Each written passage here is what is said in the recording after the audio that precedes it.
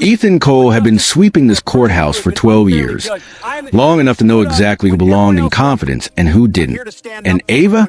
She stood frozen like someone trying not to drown in a room full of people who weren't noticing at all.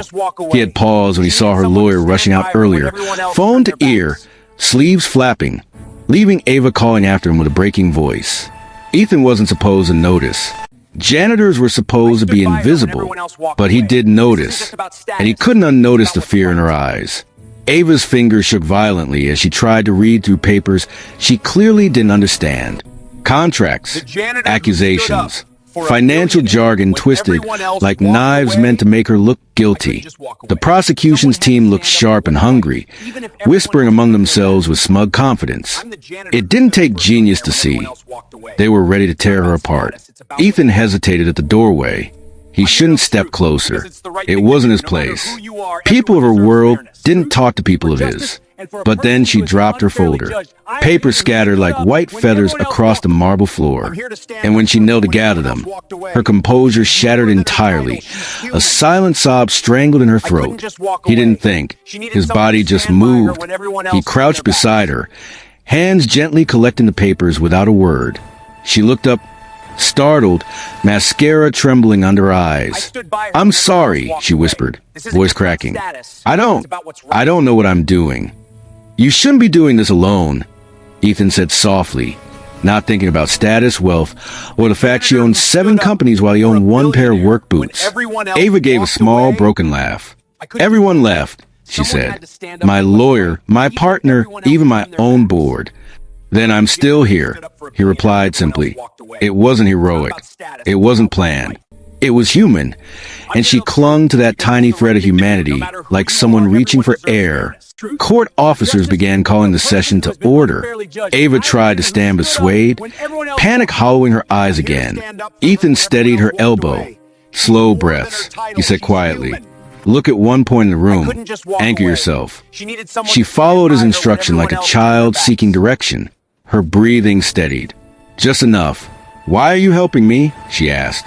"Because you look like you need someone to," he answered. "And I can't just walk past that."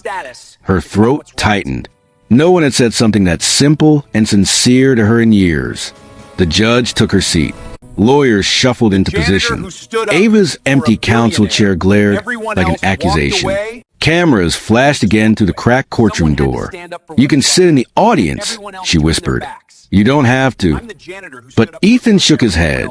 "I'm not leaving you in this room alone." He didn't know what that meant. He didn't know what he could do, but his presence alone steadied her shoulders. And when she stepped toward the defense table, she took the smallest glance back at him, like confirming he was really still there. He nodded once. She nodded back. The prosecutor began circling her like a hawk. "Miss Langford," he said mockingly, "it appears your counsel has abandoned you. Should we assume your defense is just as weak as your leadership?" A few people chuckled under their breath. Ava flinched. Ethan's jaw tightened. Something in him snapped. The part that hated bullies, hated cruelty, hated seeing someone kick when life had already knocked him down. "Ava," he murmured from behind the railing. She turned slightly, scared. "You have the truth. That's stronger than any lawyer." She held his gaze for a second too long. The judge noticed the exchange, but didn't comment. Yet that single moment grounded Ava more than any prepared speech would have. "If you were standing there," the prosecutor continued coldly, "with the world watching your downfall, what would you say for yourself?" Ava swallowed hard. Her voice trembled when she rose. I've always tried to do right. I may have..." She choked. Ethan leaned forward, his voice steady but soft so only she could hear. "Speak your truth, not theirs." Her chest rose. A flicker of courage, tiny as a match flame, returned. She opened her mouth again. What happened next would change everything. "Before we continue, tell me honestly, if you were standing in this courtroom watching her fall apart, what would you have done? Share your answer below. And if words escape you, even a simple like can show that compassion still matters." Ava's voice steadied just enough for her to stand without gripping the table. But before she could utter a single complete sentence, the courtroom doors burst open with a loud metallic swing. Every head whipped around. Reporters gasped. Even the judge leaned forward. A tall man in an expensive suit rushed in, carrying a briefcase with his tie crooked like he'd sprinted straight from chaos. Her lawyer, the same one who abandoned her minutes earlier, stood in the doorway panting. But the worst part? He didn't look remorseful. He looked irritated. "Your Honor," he announced, straightening as if the world belonged to him. "I?" But Ava froze. She wasn't relieved. She wasn't grateful. She looked betrayed all over again, like someone stabbed and offered a bandage dipped in poison. Ethan saw her shoulders tense, saw her eyes darken with confusion and hurt. He realized instantly this man hadn't returned out of loyalty. He returned because cameras had gathered outside, because his reputation was at stake, not because she needed him. The lawyer approached the bench with the arrogance of someone who believed his presence alone solved everything. "Miss Langford, we can proceed now," he said coldly. Not a hint of apology. Not even a glance at the vulnerability she'd shown minutes ago. Ava swallowed, standing rigid. "You left," she whispered. He didn't bother lowering his voice. "I had a more important call." Important? Not her. Not her panic. Not her dignity. Just a call. The crowd murmured, half shocked, half entertained. Ethan felt something heavy coil inside him, a mix of anger and protectiveness he didn't fully understand. He wanted to step closer. He wanted to tell this man what he'd seen, how Ava nearly broke apart on the floor. But the judge lifted her gavel lightly. "Counsel, is your client prepared to resume?" The lawyer didn't even look at Ava before answering. "Yes." Ava blinked rapidly, but said nothing.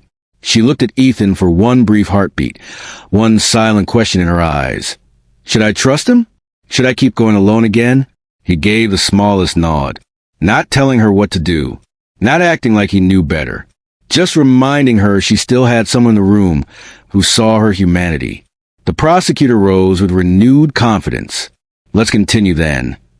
Ava's lawyer stepped beside her, flipping through papers carelessly, whispering, "Don't speak unless I tell you." The coldness in his tone sliced through her already shaking confidence.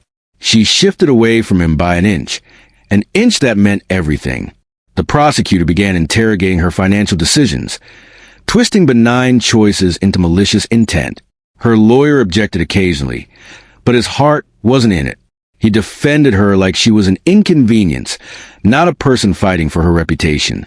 Ethan watched Ava's breathing change again, shallow, quick, the early signs of panic. He glanced at her hands under the table. They trembled hard enough that even the pen she held shivered. She wasn't just scared of the charges. She was scared of being unheard, unprotected, unbelieved. Ethan couldn't speak. He couldn't cross the courtroom, but he didn't need to. Ava kept glancing back at him. Tiny, fleeting looks as if reclaiming courage piece by fragile piece. He lifted his hand slightly and mouthed, "You're doing better than you think." That was all she needed. The prosecutor paused mid-question, annoyed by her sudden steadiness. "Miss Langford," he said, "is it true you attempted to move funds into a private account under your name?" Ava opened her mouth. Her lawyer cut her off. "My client declines to answer." "No," she said abruptly. The entire room stiffened. Her lawyer glared. "Ava," she continued anyway. "No, it's not true. That account was created by my CFO for emergency peril, to make sure our workers could be paid during transition." Her lawyer shot her a warning look that could have cracked glass. "Ava, do not speak unless." But Ava pushed the papers away. "If I don't speak, they write my story for me." The judge raised an eyebrow. "Counsel, control your client." Ava's voice trembled. "No, let me speak." Reporters scribbled frantically. The prosecutor's smirk faltered. And Ethan, he felt pride swell in his chest, the kind reserved for moments when someone refuses to be silenced anymore. She took a breath that steadied her whole spine. "I haven't stolen anything. I haven't lit. I've made mistakes, of course I have, but not the ones I'm accused of." Her lawyer finally snapped. Your Honor, my client is emotional and— I'm not emotional, Ava said, with a fire Ethan hadn't seen yet. I'm finally telling the truth. For a second, the courtroom didn't breathe. Have you ever had someone step up for you when no one else dared? If yes, write yes, and tell me who they were. Maybe gratitude can reach them today in a way they never expected. The prosecutor recovered quickly, clearing his throat. Miss Langford, you understand that contradicting your own counsel— Maybe I need a different one, she said quietly. Gasps rippled. Her lawyer's face turned red. Ethan stood up slowly from the bench, not sure what he was about to do, only sure that Ava wasn't going to face the next moment alone. And just as the tension thickened enough to snap, the judge's gavel struck once, sharp enough to slice through the murmurs rippling across the room. Order, she commanded, eyes narrowing at the chaos Ava's declaration had stirred.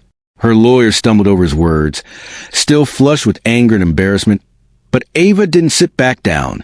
She stood there, small, shaken, trembling, but standing. Ethan watched her fingers curl into the wood of the table, like someone anchoring themselves against a storm. And for the first time since he walked into the courtroom, he realized something important. Ava wasn't weak. She was wounded, and wounded people could still have iron in their bones. Her lawyer leaned toward her, whispering harshly, "Sit down. You're making a scene." Ava didn't move. The prosecutor stepped forward, eyes sharp with opportunity. "Miss Langford, this sudden boldness does little to convince the court of your innocence." Ethan clenched his jaw. This wasn't boldness. This was survival. Ava looked between the prosecutor, her lawyer, and the sea of spectators waiting to feast on her humiliation. She took a shaky breath. "I'm not bold," she said, voice cracking. "I'm just tired of being spoken for." Her lawyer scoffed under his breath, but she ignored him. The prosecutor folded his arms. "Then by all means speak. Explain why millions vanished under your watch." Million, a dangerous, heavy word. Reporters leaned closer. Ava's throat bobbed. The funds didn't vanish.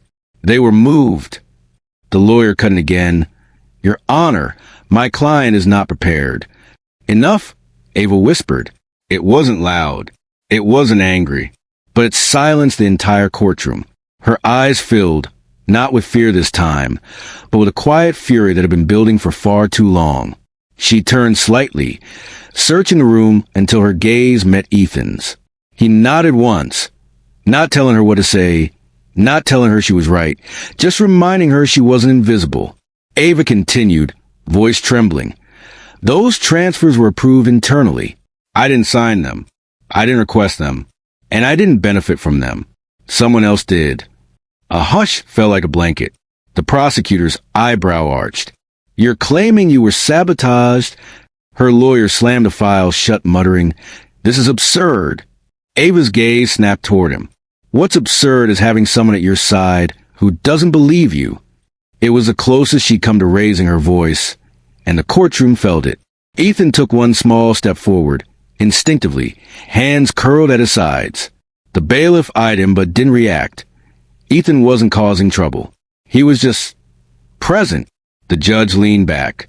"Miss Langford, are you dismissing your counsel?" Ava hesitated. This was the moment where a powerful woman could lose everything, or finally begin reclaiming her name. She looked at her lawyer, the man who had walked out on her, humiliated her, and now stood there expecting her obedience. Then her eyes drifted again to Ethan, who had no power, no wealth, no status, but held more integrity in his silence than her lawyer had in all his practiced speeches. "Yes," Ava said softly, "I'm dismissing him." The courtroom exploded in gasps. Her lawyer stuttered, outraged, "You can't be serious." "I'm very serious," Ava whispered. "You are making a grave mistake," he hissed. She squared her shoulders, still trembling. "No, I made a mistake trusting you." The judge gestured to security. "Counsel, please step aside while the court assigns temporary representation." He stormed away, grabbing his briefcase, muttering curses under his breath. Cameras flashed as he pushed past reporters. Ava exhaled a breath she'd been holding for months, maybe years. Her legs wobbled. She steadied herself on the table, fighting the overwhelming weight of the moment. Ethan instinctively moved closer to the railing, separating the public from the defense area. She looked at him again, that same unspoken question in her eyes. "Am I doing the right thing?" He mouthed, "You're braver than you think." Her lips quivered, but she managed a faint nod. The prosecutor, now visibly irritated, stepped forward. "Very well, Miss Langford. Without counsel, we will proceed carefully. Let's return to the issue of the missing funds." Ava inhaled slowly. Her voice was fragile but steady. "Those funds were moved by someone on my team. Someone I trusted." "And who would that be?" he pressed. A tear slipped down her cheek, not from weakness, but from the pain of acknowledging betrayal. "My CFO, Michael Hart." The courtroom erupted again. Ethan froze. He recognized that name. Michael had been in the hallway earlier, smirking as cameras passed him. A man too calm for someone whose company was collapsing. Suddenly the puzzle pieces clicked. And just as the prosecutor leaned in with hunger in his smile, ready to tear her claim apart, "Now it's your turn. Share one small good thing you did recently. Write it below so people scrolling through remember that kindness still exists. You never know. Your story might be the light someone needs tonight." Ava swallowed and whispered, "He forged the transfers." The prosecutor blinked, thrown off balance for the first time all day. And in that moment, everything began to shift. The prosecutor's expression tightened, the confident sneer fading into something sharper, suspicion mixed with unexpected uncertainty. "You're accusing your own CFO of orchestrating financial fraud?" he asked, voice low, as though trying to catch her in a trap. Ava didn't look away. "Yes." The judge leaned forward. "Miss Langford, do you have evidence of this claim?" Ava hesitated, not because she doubted the truth, but because she didn't have the documents with her. The fear of not being believed flickered in her eyes again. Ethan saw it instantly. Her hands faltered. Her breath stuttered. The weight of years of manipulation, gaslighting, and boardroom intimidation threatened to crush her voice. But then something unexpected happened. The courtroom doors opened quietly, almost unnoticed. A woman entered, mid-30s, wearing a simple blouse and trembling like she didn't belong in such a heavy place. Ethan recognized her from the hall earlier. She'd been sitting alone, shaking her foot nervously, gripping a folder. She looked terrified now, but determined. The bailiff stepped in front of her. "Ma'am, you need to take a seat." I have evidence," she whispered. A hush fell, so abruptly it felt like the room stopped breathing. Ava slowly turned, confusion etched into her face. Her lips parted. Grace, her former assistant, fired 2 months ago under suspicious circumstances. Ethan remembered her name now. He'd overheard a security guard mention she'd been dismissed for misconduct. But the way Grace stood there, clutching that folder like it held her soul, nothing about her screamed guilt, only fear. And truth. The prosecutor tensed. "Who is this?" Ava's voice dropped to a whisper. "Someone who tried to warn me before Michael forced her out." Grace stepped closer, holding the folder with trembling fingers. "I didn't know how to reach you. They blocked my emails, my calls, even my access badge." Her voice cracked. "But I kept copies, everything I could, transfers, signatures, internal messages, Michael's instructions." Her chin lifted the way only someone who has been silenced too long can lift it. "He framed her," Grace said, louder now. "All of it." The judge gestured to the bailiff. "Bring the documents forward." Grace handed them over carefully, like they were fragile glass. Ava's knees buckled. For a moment, she looked like a person waking from a nightmare that had stolen years from her life. Ethan saw her exhale, a soft, disbelieving breath that carried pain, relief, and heartbreak in one trembling sound. When the judge reviewed the first page, her eyebrows shot upward. "These signatures," the judge murmured. Grace nodded. "His, not hers." "And the time stamps?" "Fabricated. The IT logs confirm he accessed her account remotely." The prosecutor's face drained to color. Ava covered her mouth. She wasn't crying. Not exactly. But something inside her was breaking open. The betrayal she had suspected. the one she feared to name, was now standing in black ink before the court. The truth, she was mocked for, finally had a voice. Ethan stepped closer to the railing, eyes locked on her. He could almost feel her heartbeat from across the room. Fast, uneven, overwhelmed. Grace wiped her eyes. I stayed quiet because I was scared. Michael threatened my family. Said he'd crush me if I spoke. But when I saw her walk into this courthouse alone, she broke. I couldn't stay silent. Ava took a small step toward her former assistant, but her voice came out as a whisper, fragile and trembling. Thank you. Grace lowered her head, as though ashamed. I'm sorry I didn't speak sooner. You're speaking now, Ava said softly, and the room felt it. The fragile but powerful healing between two women who had both been victims of a man's greed. If that moment hit you deeply, leave a red heart.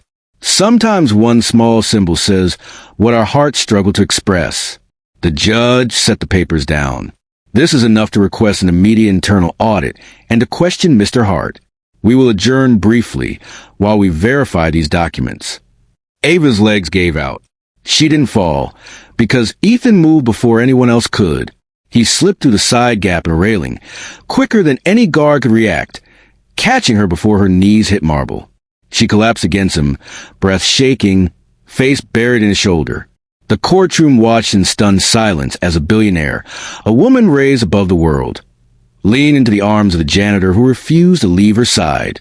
And for the first time all day, Ava cried, not the quiet tears of fear, but the heavy tears of truth finally being believed. Ethan held Ava upright, feeling her whole body shaking. Not from fear this time, but from the sudden release of pressure she'd been suffocating under for months. She wasn't a woman falling apart anymore. She was a woman finally allowed to breathe. The weight of humiliation, accusations, betrayal, it all poured out against his shoulder in quiet, aching sobs. The judge watched for a moment, her expression softening just a fraction before she addressed the bailiff. Escort Miss Langford to a private room. We'll reconvene once the documents have been authenticated. Reporters at the doorway snapped photos furiously, capturing the most unlikely image of the day. A janitor supporting a billionaire who had once walked red carpets with her chin high. Now she leaned on a man in worn boots and a faded uniform, as if he were the only steady ground she had left. Ethan gently guided her down the side aisle, Grace following close behind with shaking hands. The prosecutor and his team whispered urgently, the courtroom buzzing with shifting power. For the first time since the trial began, Ava wasn't the prey anymore. Inside the private room, the door clicked shut behind them. Silence washed over everything. Ava slid into a chair, covering her face with both hands, her breath still uneven. Ethan knelt in front of her, steady and calm. You're okay, he said quietly. You're safe for the moment. She dropped her hand slowly, eyes swollen but filled with something fiercer than before. I can't believe it, she whispered.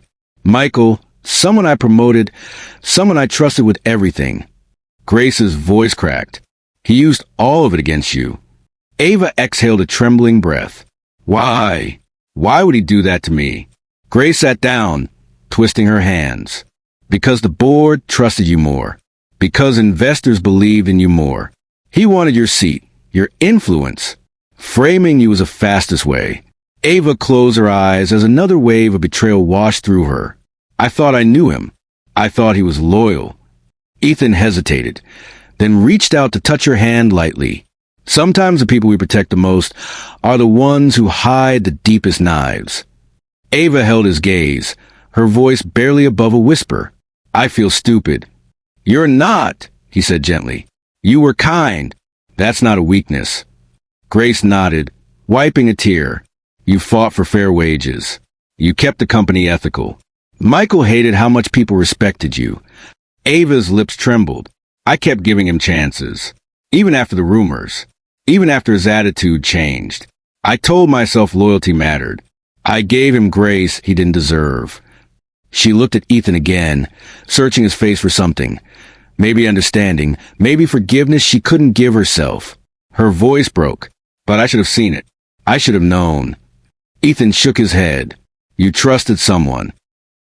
That's not a crime. She breathed shakily, clutching the edge of the table. He nearly destroyed my whole life, and I still don't know if I can hate him for it. Ethan's chest tightened. The amount of strength behind those words. He'd seen inmates, addicts, and grieving families. Forgiveness was always the hardest part. She whispered, "Am I a fool for not wanting to resent him?" "Not a fool," Ethan said softly. "Just human." Grace reached across the table. "You're allowed to feel hurt. You're allowed to be angry. But what he did says everything about him and nothing about you." Ava stared at her hands like they belonged to someone else. "Part of me still wants to believe he didn't mean to go this far. People like him don't stop unless someone stops them," Ethan replied, his tone steady but gentle. "And today you did." A long, heavy pause. Then Ava whispered something almost too soft to hear. "I don't know if I can forgive him." "Be honest. Could you forgive someone after what they did to her? Type forgive if you think you could, or never if it would break you too deeply." A knock suddenly echoed from the door. The bailiff stepped inside. "Miss Langford, the documents have been verified. The court is ready to reconvene." Ava inhaled slowly, gathering the fractured pieces of herself and fitting them together the best she could. Her legs trembled as she stood. But this time, she didn't fall. Ethan rose with her, staying within arm's reach. She looked between him and Grace, her voice barely steady. "I'm walking back in there." Ethan nodded. "And you're not walking alone." For the first time, Ava gave a small, fragile smile, the kind born from exhaustion and courage intertwined. Then she stepped toward the door, and the world outside waited. The hallway outside the private room buzzed with whispers and shuffling feet as Ava stepped out, flanked by Ethan and Grace. The atmosphere had shifted, not just in tone but in weight. Before, Ava had walked those halls as an accused woman. Now she walked as someone on the brink of reclaiming her name. Camera flashes burst the moment they appeared. Reporters thrust microphones forward. "Ava, did your CFO frame you? Is it true new evidence has surfaced? Who is this man helping you?" Ethan instinctively placed himself just half a step ahead, subtly shielding her from the barrage without touching her. He wasn't big or intimidating, but the way he carried himself, grounded, steady, unwavering, created a quiet barrier people hesitated to cross. Grace held the folder tightly against her chest, as though guarding the truth itself. When they re-entered the courtroom, every pair of eyes turned to them. Even the judge paused, observing the trio with a gaze that had softened almost imperceptibly since the morning. Ava took her seat again at the defense table. Except this time, she didn't sit hunched or trembling. She straightened her spine. Her hands still shook, but she placed them firmly on the table, palms open, a posture that felt vulnerable yet powerful. Ethan returned to his place behind the railing, but the connection between them remained unbroken. It was in the way she breathed easier when she saw him, in the way he leaned forward slightly, ready to catch her again if the ground shifted. The judge cleared her throat. "Court is back in session. Based on preliminary review, the documents presented by Ms. Grace Turner warrant further investigation. We will proceed." Michael Hart entered moments later, escorted by officers who had clearly been instructed to keep an eye on him. He wore a polished suit, but his face had lost its composure. His eyes darted around, from Grace to Ava, to the judge, to the prosecutor who now looked significantly less confident. Ava's heartbeat thundered as Michael's gaze landed on her. His eyes were cold. No remorse, no fear, only annoyance, like a man who believed the world was inconveniencing him. She whispered under her breath, "I can't believe I trusted him." Ethan caught the words even from where he stood. She didn't look back at him this time, but she didn't need to. His presence behind her felt like a steady hand on her shoulder. The judge looked at Michael. "Mr. Hart, do you wish to respond to the evidence suggesting your involvement in financial tampering?" Michael smiled, a sharp, rehearsed smile that didn't touch his eyes. "With all due respect, Your Honor, this is a misunderstanding. Those documents are fabricated." Grace flinched. Ava stiffened. "Fabricated?" The judge asked, raising an eyebrow. "Yes," Michael continued. "Ms. Langford and her assistant are attempting to frame me to cover her own mistakes." Ava's jaw tightened. She wanted to speak, but something held her back. the memory of being silenced for so long. So Ethan stepped forward, just enough for Ava to notice, not crossing the line, not interrupting, just reminding her she wasn't mute anymore. Ava exhaled slowly and stood. "Your Honor," she said softly. "He's lying." Michael's head snapped toward her. "Excuse me." "You framed me," Ava said, louder this time. "You used my accounts. You manipulated the board. You forced Grace out because she knew too much. And you almost destroyed my life." Michael's facade cracked, a flash of panic underneath his practiced calm. The prosecutor hesitated before asking, "Ms. Langford, do you have anything to add regarding motive?" Ava nodded. "Yes, he wanted my seat. He told me once that I didn't deserve the power I had. I thought it was a joke. I see now it wasn't." Gasps rippled across the courtroom. Michael's expression twisted. "Ava, you're making a fool of yourself." "No," she said, voice trembling but unwavering. "I'm finally telling the truth." Michael lunged forward in frustration, but officers held him back. "You think anyone will believe you?" he snarled. "You've always been too trusting, too soft." Ethan stepped closer, voice steady. "Soft doesn't mean weak." Michael glared at him. "Stay out of this. You're just a janitor." The room froze. Ava's eyes widened, something inside her igniting. She turned back toward Michael, fury simmering beneath her calm. "Don't talk to him like that," she said, voice sharp enough to cut. "He's the only one who didn't abandon me." Silence flooded the room, thick, emotional, grounding. If you believe that kindness still wins, even in the darkest moments, comment, amen.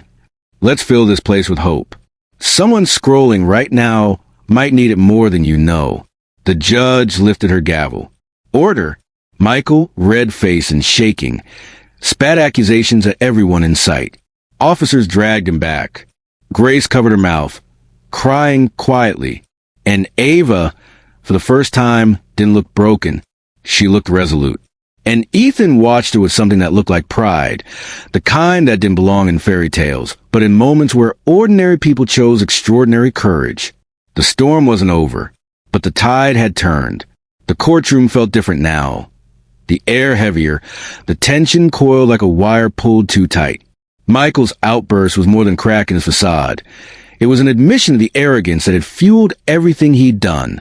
Officers. Ava remained standing, her hands trembling at her sides, yet her voice carried the steadiness of someone finally stepping out of shadow they didn't know they'd been living in. Her heartbreak was still visible, raw, open, human, but something else glowed underneath. Strength carved by survival. The judge took a long breath, assessing the chaos unraveling in front of her. "Mr. Hart," she said firmly, "your behavior today has only supported the concerns raised about your conduct. Until the audit is complete, you will remain in custody for further questioning." Michael's scoff was venomous. "You're all making a mistake." But the officers were already guiding him out. He tossed one last, hateful look toward Ava, a look that would have shattered her earlier. Now she didn't flinch. Instead, her eyes drifted to Ethan. He gave her a slow nod, steady and reassuring. "You're okay. Keep going." Grace let out a shaky sigh of relief beside her. The courtroom murmured as Michael disappeared through the side door, his departure leaving behind a vacuum of tension and disbelief. The judge folded her hands. "Miss Langford, before we proceed with formal statements, is there anything you wish to say?" Ava froze. The question hit her deeper than the judge realized. She wasn't just being asked to speak about the case. She was being asked to speak as herself, something she hadn't been given space to do in months. Her voice came soft at first. "I trusted the wrong person," she said, her eyes drifting down. "And I let that mistake define me." Ethan listened, heart tightening. "I'm a leader," she continued. "I built my company from the ground up, not alone, but with people who believed in the vision. And I let one man convince me that I was the problem, that I was incompetent, that I needed him more than he needed me." Grace wiped her eyes. "You didn't deserve that." Ava looked at her, lips trembling with gratitude. Then she swallowed and faced the judge again. I may be wealthy, she said softly, but I'm not invincible. I'm not unbreakable. And I'm certainly not perfect. Her breath hitched. But I love my company. I love my team. And the thought that they believed I'd betray them, her voice cracked. It almost destroyed me. The courtrooms unquieted into something gentler, empathy, perhaps. Ava wiped a tear and continued. What Michael did hurt me more deeply than I can express. But I don't want this to be the story of how I fell. I want it to be the story of how the truth pulled me back up. Her eyes flitted again to Ethan, and her voice softened. And how kindness came from a place I never expected. Ethan's breath caught. He didn't move, didn't blink, afraid the moment might shatter if he did. She wasn't talking about grand gestures or heroics. She was talking about humanity. The judge nodded slowly. We will review all evidence. Until then, Miss Langford, you are released under court supervision pending the full audit outcome. Ava's knees weakened, a rush of relief taking her breath. But she held onto the table to stay standing. Grace squeezed her arm. It was happening. The darkness was finally cracking open. The judge dismissed the court. People began to rise, whispering, processing what they had seen. Reporters gathered at the back, eager but restrained. Ava stood still, staring at the empty space where Michael had stood moments before. Ethan approached slowly. You did it, he said quietly. You spoke your truth. Ava exhaled shakily. I wouldn't have not without you. He shook his head. You had it in you all along. She looked down, as though afraid of what her emotions might show. Ethan, these past months, I felt like I was drowning. And today, her voice faltered.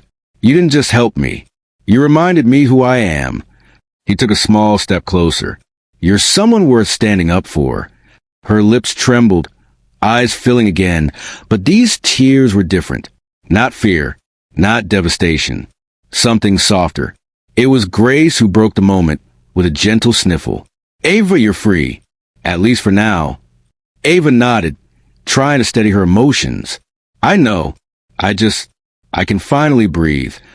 If this story touched your heart, don't scroll past quietly. Tap like, not for me, but for Ava, who carried this pain and still chose truth over fear. One small click can be a way of saying, I felt this with you. The courtroom emptied gradually. Ava lingered, staring at the sunlit windows, feeling the weight of a bruised reputation lifting. Slowly but surely, Ethan stood beside her, silent but steady, as the world she thought had ended began to rebuild itself one breath at a time. And outside those doors, a new beginning waited. The air outside the courthouse was warm, the late afternoon sun stretching long golden beams across the steps. People clustered near the entrance. Some reporters, some curious onlookers, some simply passing by without understanding the weight of what had unfolded behind those heavy courtroom doors. But for Ava, the world felt strangely quiet, as if everything had paused to let her catch up with her own heartbeat. She stepped onto the marble steps slowly, almost cautiously, as though the ground beneath her might shift again. It didn't. For the first time in months, the world felt solid under her feet. Ethan walked just slightly behind her, giving her space but never drifting more than a few steps away. Grace clutched her folder tightly, standing on Ava's other side, still shaken but relieved. A breeze brushed Ava's hair back. She closed her eyes, letting the light warm her face. I used to walk out of buildings like this with confidence, she murmured. Flash a smile, straighten my jacket, pretend the world was easy. Ethan watched her carefully. You don't have to pretend anymore. She opened her eyes, turning toward him. Today was the first time I stopped pretending. The first time I let myself be scared. The first time I admitted I needed someone. Her throat tightened. And you were there. You stepped in when you had nothing to gain. He shrugged gently. You needed help. Anyone with a heart would have done the same. But she shook her head slowly. No, not everyone would have stayed when they had every reason to walk away. Ethan didn't argue. He just let her speak. Grace stepped closer. Ava, you're to get through this. The truth is unfolding now. Tomorrow will look different. Ava smiled weakly. I hope so. Grace hesitated. I should go. My family's waiting. She turned to Ava with emotion swelling behind her eyes. I'm sorry again for not speaking sooner. Ava pulled her into a soft hug. Thank you for speaking now. You saved me today. Grace wiped her cheeks and hurried down the steps. Her departure left Ava and Ethan standing alone in the sunlight, the city sounds humming faintly around them. Ava looked down at her trembling hands, then suddenly laughed, soft, breathy, fragile. It's funny. I thought when this day came, I'd collapse from exhaustion or relief. But instead, I feel like I'm just beginning. Ethan tilted his head. Beginning what? She looked at him, really looked. Beginning to put myself back together. They stood there quietly for a few seconds, letting the moment breathe. Cars passed. Pigeons fluttered across the plaza. Somewhere in the distance, the world kept moving. Ava finally spoke again, her voice gentler. Ethan, what do I even say to you? Thank you feels too small. You don't have to say anything. But I want to, she insisted, almost desperate. I want to say everything. That I'm grateful. That I'm sorry you saw me at my lowest. That I don't know how someone like you, someone kind, steady, honest, appeared exactly when I needed you. He offered a small smile. Maybe that's what people do when they're meant to cross paths. She looked away, blinking rapidly. I don't know what comes next. The audit, the press, the board, it's all still terrifying. You'll face it, he said softly. And you won't face it alone, not if you don't want to. Ava inhaled a shaky breath at that. The sincerity in his words pressed against her chest with unexpected force. I don't want to, she whispered. Not anymore. For a long moment, they stood together at the top of the courthouse steps. Two people from worlds never meant to intersect, yet somehow fitted together in a moment that felt more real than anything Ava had known in years. If this story moved you, don't scroll past without a heartbeat of acknowledgement. Tap like, not for me, but for Ava, who battled betrayal, fear, and humiliation, yet still found the courage to stand. Your one click might help someone else feel a little less alone in their own fight. Ava glanced up at the sky, the sunlight softening as the day leaned toward evening. You know, she said quietly, I thought today would end with ruin. Ethan smiled. Sometimes ruin is just a doorway to rebuilding. She turned toward him, eyes glimmering. Maybe you're part of that rebuilding. He didn't know what to say to that, so he simply nodded. Ava exhaled one last trembling breath, not of fear, but of release. Whatever happens from here, she said, I want to face it with honesty, with courage, with people who see beyond my name. And with people you trust, Ethan added gently. She nodded. And with people I trust. They stepped down together. Two silhouettes descending from a place of judgment into the open world waiting below. Not as billionaire and janitor, not as accused and bystander, but as two humans who'd fought their way through darkness and found each other standing in the same light. As the final warmth of day wrapped around them, the story settled into its last breath. Sometimes the strongest people are the ones who break and still choose to rise. Sometimes the ones who help us back up are those we least expect.